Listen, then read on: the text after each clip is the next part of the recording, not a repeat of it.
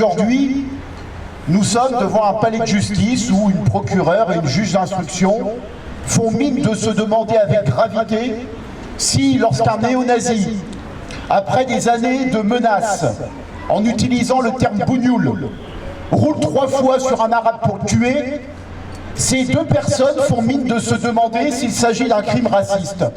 De qui se moque-t-on? Ce jour-là, Jamel a été percuté par Jérôme Décofour et écrasé à 3 reprises sous les yeux de sa fille à Capelle-la-Grande. Jérôme Décofour a harcelé mon frère pendant près de 3 ans. Il a insulté mon frère de sale bougnoul, rat, sarrasin. Et si Jamel avait été blanc, s'il s'était appelé Marc, si M. Décofour avait été arabe, s'il s'était appelé Mohamed, est-ce que vous auriez fait votre travail de la même façon? Et si la brigade française patriote se préparait à la guerre civile contre les chrétiens, est-ce qu'elle n'aurait pas déjà été dissoute? Jamel Benjabala est la victime d'un crime raciste et islamophobe commis par un militant ultra-violent d'extrême droite et cela doit être reconnu comme tel.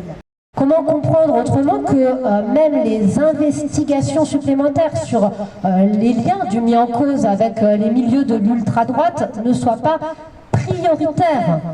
Ce déni systémique qui apparaît dans le retour de ce terme de crime passionnel qui a si longtemps servi à justifier les féminicides, cet aveuglement est de fait une forme de complicité avec la diffusion d'un racisme qui gangrène notre pays. Jamel a subi les diffamations de Décofour, ses innombrables insultes racistes, ses multiples provocations. Devant cette situation intenable, qu'a fait Jamel? Il a déposé des plaintes, au moins 4. Jamel a cru que police et justice allaient le protéger. Malheureusement, toutes ces plaintes ont été classées sans suite. Et à tort, suite à une erreur commise par le parquet de Dunkerque.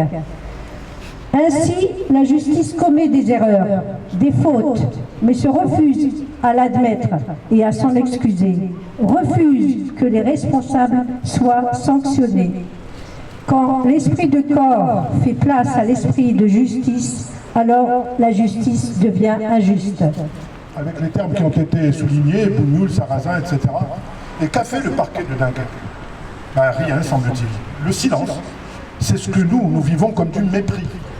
Pire, une plainte aurait dormi 10 mois sur un bureau pour finir classée sans suite, car le délai de prescription était dépassé.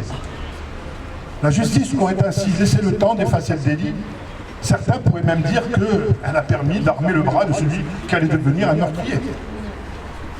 Aujourd'hui, alors que Jamel n'est plus là, ce déni de justice continue. C'est insupportable.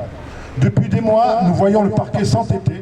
Il refuse de retenir la circonstance aggravante du racisme, malgré l'évidence des faits, malgré le profil du tueur, malgré les insultes passées.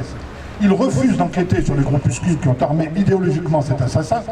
Il rejette aussi les constitutions de partie civile de la maison. La justice, c'est censé être le droit, la vérité, la vertu, le devoir, le progrès, la raison dissipant tous les délires racistes. Alors, nous continuerons à nous tenir aux côtés de la famille Benjabala et nous continuerons de crier notre révolte au monde entier. Nous sommes tous Jamel, nous sommes tous victimes. Aujourd'hui, c'est pas juste lui qui était un bougnoul aux yeux de Jérôme Décofour. On est tous des bougnouls. Tous. Et à l'aube d'une peut-être probable arrivée au pouvoir de fascistes dans notre pays, Jamel, en réalité, c'est la porte d'entrée.